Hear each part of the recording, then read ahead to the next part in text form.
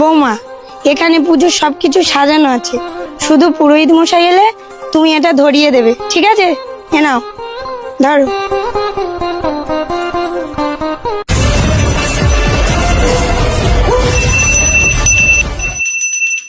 আসুন ঠাকুর মশাই, ভিতরে আসুন। থালায় সবকিছু সাজানো আছে, আপনি গিয়ে পুজোটা শুরু করে দিন।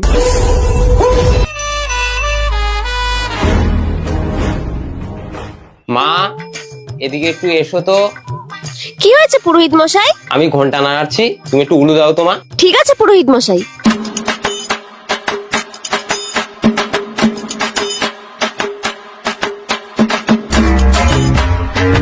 মা, তুমি কি খুঁজছো? তোমাকে উলু দিতে বললাম না? পুরোহিত মশাই, শাশুড়ি মা সমস্ত কিছু দিয়ে গেল, কিন্তু উলুটা যে কোথায় রেখেছে কিছুতেই খুঁজে পাচ্ছি না।